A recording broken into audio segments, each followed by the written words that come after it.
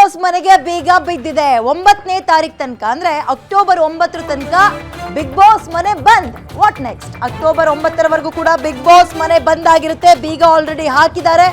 Big boss ಮನೆಯಲ್ಲಿ ಇನ್ನು 2 ದಿನ ಯಾವುದೇ ಆಟ ಆಡಂಗಿಲ್ಲ. ಇನ್ನೆರಡು ದಿನ ಬಿಗ್ ಬಾಸ್ ಮನೆ ಬಂದ್ ಬಂದ್ ಬಂದ್ ಅಕ್ಟೋಬರ್ 9ನೇ ತಾರೀಕಿನ ತನಕ. ಸೊ ಅವತ್ತು ಅರ್ಜಿ ವಿಚಾರಣೆ ಕೋರ್ಟಿಗೆ ಬರ್ತಾ ಇದೆ. ಅಕ್ಟೋಬರ್ 9ರ ವಿಚಾರಣೆ ನಡೆಯೋವರೆಗೂ ಕೂಡ ಬಿಗ್ ಬಾಸ್ ಮನೆ ಕ್ಲೋಸ್ ಆಗಿರುತ್ತೆ. ಈ ಕುತೂಹಲ ನಮ್ಗಳಿಗೆ ಏನು ಅಂದ್ರೆ, ಆ 2 ದಿನ ಏನು ಮಾಡ್ತಾರೆ ಇವ್ರುಗಳಿಗೆ, ಎಲ್ಲಿ ಕರ್ಕೊಂಡು ಹೋಗ್ತಾರೆ ಅಂತ. ಅಕ್ಟೋಬರ್ 9ಕ್ಕೆ ಅರ್ಜಿ ವಿಚಾರಣೆಯನ್ನ ಕೋರ್ಟ್ ಈಗ ಮುಂದೂಡಿಕೆ ಮಾಡಿದೆ. ಸೊ ಅತಿ ದೊಡ್ಡ ವಿಪರೀತ ದೊಡ್ಡ ರಿಯಾಲಿಟಿ ಶೋ ಆಗಿದ್ದಂತಹ ಬಿಗ್ ಬಾಸ್ ಮನೆಗೆ ಬೀಗ ಹಾಕಿಸ್ಕೊಂಡಿದೆ. ಸುದೀಪ್ ಅವರು ನಡೆಸ್ಕೊಡ್ತಾ ಇದ್ದಂತಹ ಬಿಗ್ ಬಾಸ್, ಕೋಟ್ಯಾಂತರ ಜನ ವ್ಯೂಸ್ ಅನ್ನ ಪಡೆದುಕೊಂಡಿದ್ದಂತಹ ಬಿಗ್ ಬಾಸ್ ಆರಂಭ ಆದ ಕೇವಲ 15 ದಿನದ ಒಳಗೆ ಮನೆಗೆ ಬೀಗ ಹಾಕಿಸ್ಕೊಂಡಿದೆ. ಕಾರಣ ಅವರೇ ಮಾಡ್ಕೊಂಡಂತಹ ಎಡವಟ್ಟು. ಇದರ ಅವ್ರ ಗಮನಕ್ಕೆ ಇದು ಹೋಗಿಲ್ಲ ಅಂದ್ರೆ ಒಂದು ರೀತಿ ಅವ್ರ ಗಮನಕ್ಕೂ ಹೋಗಿದೆ. ಹೋರಾಟಗಳಾಗ್ಬೋದು ಅನ್ನೋ ನಿರೀಕ್ಷೆ ಕೂಡ ಇತ್ತು. ಆದರೂ ಕೂಡ ತುಂಬಾ ಲೈಟಾಗಿ ತಗೊಂಡಂಗೆ ಕಾಣಿಸ್ತಾ ಇದೆ. ಪರಿಣಾಮ ನೋಡಿ, ಈಗ ಉಸಿರು ಕಟ್ಟೋ ವಾತಾವರಣ ಇದೆ.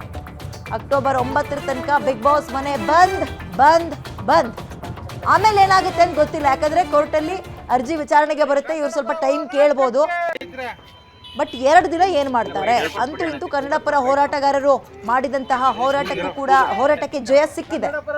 ಬಿಗ್ ಬಾಸ್ ಮನೆಗೆ ಜೊತೆಗೆ ಇಡೀ ಜಾಲಿವುಡ್ ಏನು ಟೀಮ್ ಇತ್ತು, ಸ್ಟುಡಿಯೋಸ್ ಇತ್ತು, ಸಂಪೂರ್ಣ ಬೀಗ ಹಾಕ್ಸಿದ್ದಾರೆ.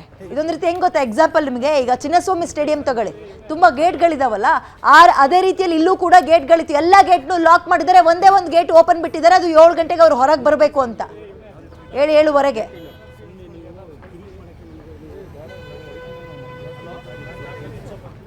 ಓಕೆ, ಇದ್ರ ಬಗ್ಗೆ ಹೆಚ್ಚಿನ ಮಾಹಿತಿ ನನ್ನ ಕಲೀಗ ಮಂಜುನಾಥ್ ನೀಡ್ತಾರೆ. ಮಂಜುನಾಥ್, ಅಂತೂ ಇಂತೂ ಬಿಗ್ ಬಾಸ್ ಮನೆಗೆ ಬೀಗ ಬಿದ್ದಿದೆ. ಇನ್ನೆರಡು ದಿನ ಯಾವುದೇ ರೀತಿಯ ಗೇಮ್ ಆಕ್ಟಿವಿಟೀಸ್ ಅಲ್ಲಿ ಇರಲ್ಲ. ಏನ್ ಮಾಡ್ತಾರೆ ಹಾಗಾದ್ರೆ?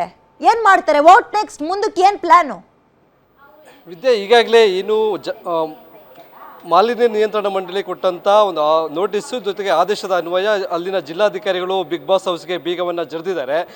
ತಹಶೀಲ್ದಾರ್ ಆದಂಥ ತೇಜಸ್ವಿನಿ ಅವರ ನೇತೃತ್ವದಲ್ಲಿ ಇವತ್ತು ಅಲ್ಲಿಗೆ ಹೋಗಿ ಒಂದು ನೋಟಿಸನ್ನು ಕೊಟ್ಟಿದ್ದಾಗಿತ್ತು. ನೋಟಿಸ್ ಬಗ್ಗೆ ಅವರು ಸ್ಪಂದನೆ ಮಾಡದೇ ಇದ್ದಾಗ ಪೊಲೀಸರ ಸಹಾಯದಿಂದ ಬಿಗ್ ಬಾಸ್ ಹೌಸ್ನ ಎಲ್ಲ ಬಾಗಿಲಿಗೂ ಬೀಗವನ್ನು ಜಡಲಾಗಿದೆ. ಅಲ್ಲಿರ್ತಕ್ಕಂಥ ಸಿಬ್ಬಂದಿ ಮತ್ತು ಸ್ಪರ್ಧಿಗಳೇನಿದ್ದಾರೆ ಅವರನ್ನು ಹೊರಗಡೆ ಕಳಿಸೋದಕ್ಕೆ ಮಾತ್ರ ಸದ್ಯ ಒಂದು ಗೇಟನ್ನು ಮಾತ್ರ ಓಪನ್ ಮಾಡೋದಕ್ಕೆ ಅವಕಾಶವನ್ನು ಮಾಡಿಕೊಟ್ಟಿರ್ತಕ್ಕಂಥದ್ದು. ಅದು ಅವರಿಗೆ ಒಂದು ಟೈಮನ್ನು ನಿಗದಿ ಮಾಡಿದರೆ 7:30 ಒಳಗಡೆ ಯಾರೆಲ್ಲ ಅಲ್ಲಿ ಟೆಕ್ನಿಷಿಯನ್ಸ್ ಇದ್ದಾರೆ, ಜೊತೆಗೆ ಸ್ಪರ್ಧಿಗಳೇನಿದ್ದಾರೆ ಅವರೆಲ್ಲರೂ ಸಹ ಹೊರಗಡೆ ಬರಬೇಕು. ಅವರನ್ನು ಕರೆದುಕೊಂಡು ಹೋಗುವಂಥ ಜವಾಬ್ದಾರಿಯನ್ನು ಅಲ್ಲಿರ್ತಕ್ಕಂಥ ಆರ್ಗನೈಸರ್ಸ್ ಯಾರಿದ್ದಾರೆ ಅವರಿಗೆ ಒಂದು ವಾರ್ನಿಂಗನ್ನು ತೇಜಸ್ವಿನಿ ಅವರು ಕೊಟ್ಟಿರ್ತಕ್ಕಂಥದ್ದು. ಮತ್ತೊಂದು ಕಡೆ ಇಲ್ಲಿ ನಾವು ಆಗಲೇ ಕೆಲವೊಂದು ಕನ್ನಡ ಪರ ಸಂಘಟನೆಗಾರರು ಹೇಳ್ತಾ ಇದ್ರು, ಇಲ್ಲಿ ನೆಗ್ಲಿಜೆನ್ಸಿ ಮಾಡಿದ್ರು ಅಂತ. ಅದು ಆ ವಿಚಾರವನ್ನು ನೋಡ್ಬೋದು.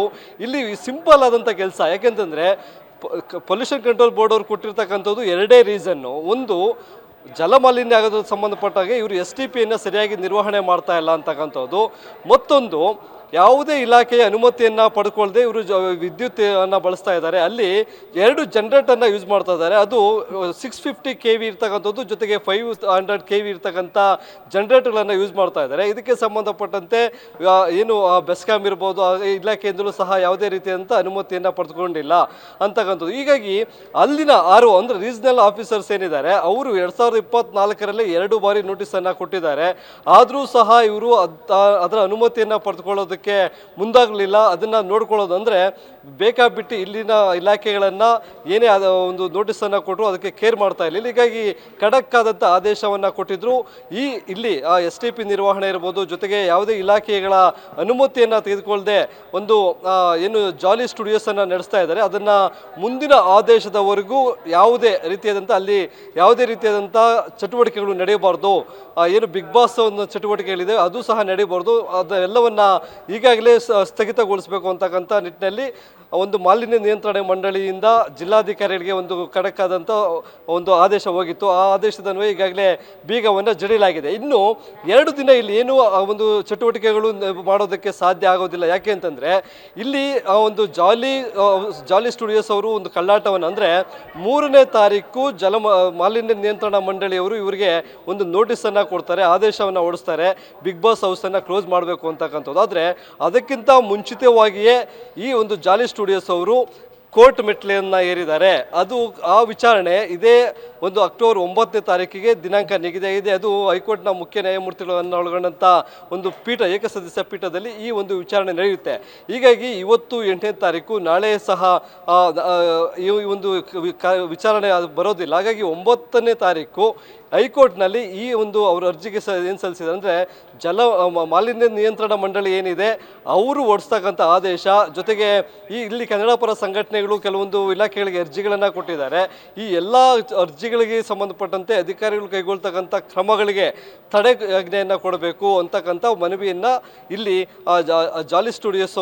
ಜಾಲಿವುಡ್ ಸ್ಟುಡಿಯೋಸ್ ಅವರು ಒಂದು ಕೋರ್ಟ್ನಲ್ಲಿ ಮನವಿಯನ್ನು ಸಹ ಮಾಡ್ಕೊಂಡಿರ್ತಕ್ಕಂಥದ್ದು. ಹೀಗಾಗಿ ಏನೇ ಮಾಡಿದ್ರು ಇವತ್ತು ಆ ಒಂದು ಬಿಗ್ ಬಾಸ್ ಹೌಸ್ಗೆ ಜಾಲಿವುಡ್ ಸ್ಟುಡಿಯೋಸ್ ಏನಿದೆ ಅದಕ್ಕೆ ಬೀಗ ಜಡಿಯಲಾಗಿದೆ. ಅದನ್ನು ಯಾವುದೋ ಪ್ರಭಾವವನ್ನು ಬಳಸ್ಕೊಂಡು ಸದ್ಯದ ಮಟ್ಟಿಗೆ ಅದನ್ನು ಓಪನ್ ಮಾಡೋದಕ್ಕೂ ಸಾಧ್ಯ ಆಗೋದಿಲ್ಲ.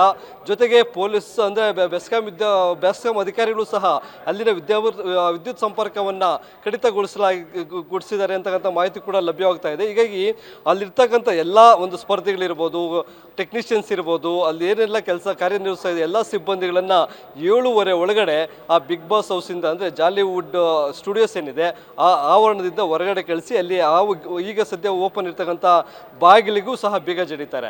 ಇನ್ನು ಏನೇ ಕಾನೂನು ಇವರು ಅದನ್ನು ಮತ್ತೆ ಓಪನ್ ಮಾಡಬೇಕು, ಅಲ್ಲಿ ಕಾರ್ಯಕಲಾಪಗಳನ್ನು ಶುರು ಮಾಡಬೇಕು, ಬಿಗ್ ಬಾಸ್ ಹೌಸ್ನ ಚಟುವಟಿಕೆಗಳು ಆರಂಭ ಮಾಡಬೇಕು ಅಂತಂದರೆ ಅದನ್ನ ತೀರ್ಮಾನ ಆಗೋದು ಹೈಕೋರ್ಟ್ನಲ್ಲಿ. ಏನು ಈಗಾಗಲೇ ಅರ್ಜಿಯನ್ನು ಸಲ್ಲಿಸ್ಕೊಂಡಿದ್ರು ಅದು ಹೈಕೋರ್ಟ್ನಲ್ಲಿ ತೀರ್ಮಾನ ಆದಂಥ ಬಳಿಕ ಮಾತ್ರ. ಅದು ಹೈಕೋರ್ಟ್ನಲ್ಲೂ ಸಹ ಈ ಮಾಲಿನ್ಯ ನಿಯಂತ್ರಣ ಮಂಡಳಿ ಏನಾದರೂ ಆಕ್ಷೇಪಗಳನ್ನು ಈಗಾಗಲೇ ಮಾಡಿದ್ದಾರೆ, ಅವರು STPಯನ್ನು ಸರಿಯಾಗಿ ನಿರ್ವಹಣೆ ಮಾಡ್ತಾ ಇಲ್ಲ, ಜೊತೆಗೆ ಏನು ಇಲಾಖೆಯ ಅನುಮತಿಗಳನ್ನು ಪಡೆದುಕೊಂಡಿಲ್ಲ, ಆ ಅನುಮತಿಗಳನ್ನು ಪಡೆದುಕೊಳ್ಳೋದಕ್ಕೆ ನಿನ್ನೆ ಮೊನ್ನೆ ಏನು ಇವರು ಒಂದು ಸ್ಟುಡಿಯೋವನ್ನು ಓಪನ್ ಮಾಡಿಲ್ಲ, ಹಲವಾರು ವರ್ಷಗಳಿಂದ ಇತ್ತು. ಅದು ಹೆಸರು ಬದಲಾಯಿತು. ಮೊದಲಿಗೆ ಇನೋವೇಟಿವ್ ಫಿಲ್ಮ್ ಸಿಟಿ ಅಂತ ಇತ್ತು, ಈಗ ಜಾಲಿವುಡ್ ಸ್ಟುಡಿಯೋಸ್ ಅಂತ ಆಗಿದೆ. ಮಾಲೀಕರು ಬದಲಾಗಿದ್ದಾರೆ, ಹೆಸರು ಬದಲಾಗಿದೆ. ಆದರೆ ಅಲ್ಲಿ ಸಂಬಂಧಪಟ್ಟಂಥ ಸ್ಥಳೀಯ ಸಂಸ್ಥೆಗಳೇನಿದ್ದಾವೆ, ಪಂಚಾಯಿತಿ ಮಟ್ಟದಿಂದ ಇರ್ಬೋದು, ಬೆಸ್ಕಾಂ ಇಲಾಖೆ ಇರ್ಬೋದು, ಜಲಮಂಡಳಿ ಇರ್ಬೋದು, ಅಥವಾ ಈ ಪೊಲ್ಯೂಷನ್ ಕಂಟ್ರೋಲ್ ಬೋರ್ಡ್ನ ಒಂದು ಪ್ರೋಸೆಸ್ ಏನಿರುತ್ತೆ, ಪರ್ಮಿಷನ್ ತೆಗೆದುಕೊಳ್ತಕ್ಕಂಥದ್ದು, ಇವೆಲ್ಲವನ್ನು ತೆಗೆದುಕೊಂಡು ಈ ಒಂದು ಚಟುವಟಿಕೆಗಳನ್ನು ಶುರು ಮಾಡಬೇಕಾಗತ್ತೆ. ಇಲ್ಲಿ ಆಗಿರ್ತಕ್ಕಂಥ ಲ್ಯಾಬ್ಸ್ ಇಷ್ಟು ದಿನ ಇವರು ಏನು ಕಳ್ಳಾಟವನ್ನು ಆಡ್ತಾಯಿದ್ರು, ಯಾವುದೇ ಅನುಮತಿಯನ್ನು ತೆಗೆದುಕೊಳ್ಳದೆ ಆಯಾ ಇಲಾಖೆಗಳಿಗೆ ಸಂಬಂಧಪಟ್ಟಂಥ ಇಲಾಖೆಗಳಿಗೆ ಭರಿಸಬೇಕಾದಂಥ ಶುಲ್ಕ ಭರಿಸದೆ ಏನು ಕಳ್ಳಾಟವನ್ನು ಆಡ್ತಾಯಿದ್ರು, ಅವೆಲ್ಲವನ್ನು ಫಿಲ್ ಮಾಡಿದಂಥ ಬಳಿಕ ಹೈಕೋರ್ಟ್ನಲ್ಲಿ ಅಂದರೆ ಸರ್ಕಾರಿ ಪರ ವಕೀಲರು ಏನೆಲ್ಲ ವಾದವನ್ನು ಮಂಡಿಸ್ತಾರೆ, ಪರಿಸರ ಅಂದರೆ ಪೊಲ್ಯೂಷನ್ ಕಂಟ್ರೋಲ್ ಬೋರ್ಡ್ನ ಅಧಿಕಾರಿಗಳು ಈ ಹಿಂದೆ ಕೊಟ್ಟಿರ್ತಕ್ಕಂಥ ನೋಟಿಸ್ಗಳು, ಅದಕ್ಕೆ ಇವರು ಯಾವ ರೀತಿಯಾಗಿ ಸ್ಪಂದಿಸಿದ್ರು, ಇವೆಲ್ಲವನ್ನು ಅವಲೋಕನ ಮಾಡಿದಾಗ ಇವರಿಗೆ ಈಗ ಸದ್ಯ ಏನು ಮಾಲಿನ್ಯ ನಿಯಂತ್ರಣ ಮಂಡಳಿ ಕೊಟ್ಟಿರ್ತಕ್ಕಂಥ ಆದೇಶ, ಮುಂದಿನ ಆದೇಶ ಅವರು ಮಾಡಬೇಕು. ಆದರೆ ಅದಕ್ಕೆ ಏನಾದರೂ ಹೈಕೋರ್ಟ್ನಲ್ಲಿ ತಡೆ ಕೊಟ್ಟರೆ ಬಿಗ್ ಬಾಸ್ ಹೌಸು ಮತ್ತೆ ಪುನರಾರಂಭ ಆಗುತ್ತೆ. ಒಂದು ವೇಳೆ ಈ ಎಲ್ಲ ಪ್ರೋಸೆಸ್ ನಡುವಲ್ಲಿ ಏನೂ ಆಗುವ ಸಂಭವ ಅಥವಾ ಸಾಧ್ಯತೆ ಇಲ್ವಾ? 9ನೇ ತಾರೀಕಿಗೆ ಕೋರ್ಟಲ್ಲಿ ಅರ್ಜಿ ವಿಚಾರಣೆಗೆ ಬರುತ್ತೆ. ಅಲ್ಲಿ ತನಕ ಏನು ಮಾಡ್ತಾರೆ ಅನ್ನೋದೇ ಕುತೂಹಲ. ಆಮೇಲೆ ನೀವು ಹೇಳ್ದಂತೆ ಅವ್ರು ಕೊಟ್ಟಿರೋ ಟೈಮ್ ಕೂಡ ಮುಗಿತಾ ಬಂತು. 7:30 ಅಂದರೆ ಇನ್ನೊಂದು ಅರ್ಧ ಗಂಟೆ ಬಾಕಿ ಇದೆ. ಇದರ ನಡುವೆ ಈಗೇನು ತಹಶೀಲ್ದಾರ್ ನಿರ್ಧಾರ ತಗೊಂಡಿದ್ದಾರೆ, ಇದನ್ನು ಸಡಿಲಿಸುವ ಒತ್ತಡವನ್ನು ಯಾರಾದರೂ ಹಾಕಬಹುದಾ? ಅದನ್ನು ಅವ್ರು ವಾಪಸ್ ತಗೊಳ್ಬೋದಾ? ಇಂಥದ್ದೇನಾದರೂ ಆಗೋ ಚಾನ್ಸಸ್? ಸದ್ಯದ ಮಟ್ಟಿಗೆ ಅಂತಹ ಯಾವುದೇ ಲಕ್ಷಣಗಳು ಕಂಡು ಬರ್ತಾ ಇಲ್ಲ ವಿದ್ಯೆ. ಯಾಕೆಂತಂದರೆ ಈಗಾಗಲೇ ಇಲ್ಲಿ ಯಾವ ಒಬ್ಬ ಗಣ್ಯರು ಇರ್ಬೋದು ಅಥವಾ ಆ ಭಾಗದ ಪ್ರಭಾವಿ ವ್ಯಕ್ತಿಗಳು ಹೇಳಿದ್ರೆ ಅದನ್ನು ಓಪನ್ ಮಾಡೋದಕ್ಕೆ ಅವಕಾಶ ಮಾಡಿಕೊಡ್ತಾರೆ ಅನ್ನೋ ಲಕ್ಷಣಗಳು ಇನ್ನೂ ಕಂಡು ಬರ್ತಾ ಇಲ್ಲ. ಯಾಕಂತಂದರೆ ಇದು ಸರ್ಕಾರದ ಮಟ್ಟದಲ್ಲಿ ತುಂಬ ದಿನಗಳ ನಂತರ ಯೋಚನೆ ಮಾಡಿ ಅವರಿಗೆ ಅವಕಾಶಗಳನ್ನು ಕೊಟ್ಟು ಯಾವುದಕ್ಕೂ ಅವರು ಸ್ಪಂದಿಸದೇ ಇರ್ತಕ್ಕಂಥ ಸಂದರ್ಭದಲ್ಲಿ ಅಂತಿಮವಾಗಿ ಅದನ್ನು ಕ್ಲೋಸ್ ಮಾಡಬೇಕು ಅಂತಕ್ಕಂಥ ನಿಟ್ಟಿನಲ್ಲಿ ಜಿಲ್ಲಾಧಿಕಾರಿ ಮಟ್ಟದಲ್ಲಿ ವಿಲೇವಾರಿ ಆಗಿರ್ತಕ್ಕಂಥ ಆದೇಶ ಪತ್ರ ಇದು. ಮಾಲಿನ್ಯ ನಿಯಂತ್ರಣ ಮಂಡಳಿಯ ಆಯುಕ್ತರು ಏನು ಹೊರಡಿಸಿರ್ತಕ್ಕಂಥ ಆದೇಶ ಏನಿದೆ ಇಲ್ಲಿ ಸಂಪೂರ್ಣವಾಗಿ ಆ ಒಂದು ಆದೇಶದಲ್ಲಿ ಉಲ್ಲೇಖ ಮಾಡಲಾಗಿದೆ. ಅಲ್ಲಿ ಎಷ್ಟೆಷ್ಟು ಹಂತದಲ್ಲಿ ಜನರೇಟರ್ಗಳನ್ನು ಬಳಸ್ತಾ ಇದ್ದಾರೆ, ಜೊತೆಗೆ ನೀರಿನ ಪ್ರಮಾಣ ಎಷ್ಟು ಬಳಸ್ತಾ ಇದ್ದಾರೆ, ಅದರಿಂದ ಹೊರಗಡೆ ಬರ್ತಕ್ಕಂಥ ನೀರಿನ ಪ್ರಮಾಣ ಎಷ್ಟಿದೆ, ಅದು ಎಷ್ಟು ಪ್ರಮಾಣದಲ್ಲಿ ಕಲುಷಿತ ಆಗಿದೆ, ಅದನ್ನು ಪರಿಷ್ಕರಣೆ ಮಾಡೋದಕ್ಕೆ ಅಲ್ಲಿ ಯಾವುದೇ ರೀತಿಯಾದಂಥ STP ಘಟಕವನ್ನು ಅವರು ನಿರ್ಮಾಣ ಮಾಡಿಲ್ಲ. ಇದರಿಂದ ಏನು ಹೊರಗಡೆ ಬರ್ತಕ್ಕಂಥ ನೀರು ಸಮೀಪದಲ್ಲಿರ್ತಕ್ಕಂಥ ಕೆರೆಗಳಿರ್ಬೋದು, ಜೊತೆಗೆ ಹೊಳೆ ಮಳೆಗೆ ಹೋಗ್ತಕ್ಕಂಥ ಅಲ್ಲಿರ್ತಕ್ಕಂಥ ಜಲಜೀವಗಳಿರ್ಬೋದು, ಪರಿಸರಕ್ಕೆ ಹಾನಿ ಆಗ್ತಾ ಇದೆ ಅನ್ನೋ ನಿಟ್ಟಿನಲ್ಲಿ ಸಂಕ್ಷಿಪ್ತವಾಗಿ ಎಲ್ಲ ಅಂಶಗಳನ್ನು ಉಲ್ಲೇಖ ಮಾಡಿ ಆ ಅಂಶಗಳ ಆಧಾರದ ಮೇಲೆ ಜಿಲ್ಲಾಧಿಕಾರಿಗಳು ಕ್ರಮವನ್ನು ಕೈಗೊಳ್ಳಬೇಕು ಅಂತಕ್ಕಂಥ ಆದೇಶವನ್ನು ಮಾಲಿನ್ಯ ನಿಯಂತ್ರಣ ಮಂಡಳಿ ಹೊರಡಿಸಿರ್ತಕ್ಕಂಥದ್ದು. ಹಾಗಾಗಿ ತಕ್ಷಣವೇ ಜಿಲ್ಲಾಧಿಕಾರಿಗಳು ಆ ಒಂದು ಆದೇಶಕ್ಕೆ ಸಂಬಂಧಪಟ್ಟಂತೆ ಮರು ಆದೇಶವನ್ನು ಹೊರಡಿಸಿ ಕಂದಾಯ ಇಲಾಖೆ ಅಧಿಕಾರಿಗಳನ್ನು ಸ್ಥಳಕ್ಕೆ ಕಳಿಸಿದ್ರು, ಪೊಲೀಸರ ಸಹಾಯವನ್ನು ಸಹ ಪಡೆದುಕೊಂಡಿದ್ರು. ಅಲ್ಲಿ ಮೊದಲಿಗೆ ಹೋಗಿ ಈ ಒಂದು ಆದೇಶಕ್ಕೆ ಸಂಬಂಧಪಟ್ಟಂತೆ ಅವರಿಗೆ ಒಂದು ಪತ್ರವನ್ನು ಕೊಡುವಂಥ ಪ್ರಯತ್ನ ಮಾಡ್ತಾರೆ. ಆದರೆ ಇಲ್ಲಿ ಇಷ್ಟರ ಮಟ್ಟಿಗೆ ಸರ್ಕಾರಿ ಅಧಿಕಾರಿಗಳನ್ನು ಇವರು ಕೇರ್ಲೆಸ್ ಮಾಡ್ತಾರೆ ಅನ್ನೋದಕ್ಕೆ ಇವತ್ತು ತಹಶೀಲ್ದಾರರು ಅಲ್ಲಿ ಸ್ಪಾಟ್ಗೆ ಹೋಗಿ ಅಲ್ಲಿನ ಅಧಿಕಾರಿಗಳು ಆರ್ಗನೈಸರ್ಸ್ ಯಾರಿದ್ದಾರೆ ಅವರನ್ನು ಮೀಟ್ ಮಾಡೋದಕ್ಕೆ ಹೋದಾಗಲೂ ಸಹ ಅವರನ್ನು ಒಳಗಡೆ ಬಿಡೋದಿಲ್ಲ. ಹಾಗಾಗಿ ಇವರು ಸರ್ಕಾರದ ಆದೇಶ ಏನಿದೆ ಅದನ್ನು ಪಾಲಿಸಿದ್ದಾರೆ. ಇಲ್ಲಿ ಯಾರು ಸದ್ಯದ ಮಟ್ಟಿಗೆ ಅಲ್ಲಿ ಸಂಧಾನ ಮಾಡೋದಕ್ಕೆ ಅಧಿಕಾರಿಗಳ ಮತ್ತು ಒಂದು ಏನು ಜಾಲಿವುಡ್ ಸ್ಟುಡಿಯೋಸ್ ಅಧಿಕಾರಿಗಳೇನಿದ್ದಾರೆ, ಆ ಮಾಲೀಕರು ಏನಿದ್ದಾರೆ ಅವರ ನಡುವೆ ಒಂದು ಸಂಧಾನ ನಡೆಸಿ ಇದನ್ನು ಓಪನ್ ಮಾಡೋದಕ್ಕೆ ಸಾಧ್ಯ ಆಗೋದಿಲ್ಲ. ಮುಂದೆ ಇದನ್ನು ಓಪನ್ ಮಾಡಬೇಕು ಅನ್ನೋದಾದರೆ ಕೋರ್ಟ್ನಲ್ಲೇ ಇದು ಬಗೆಹರಿಬೇಕು.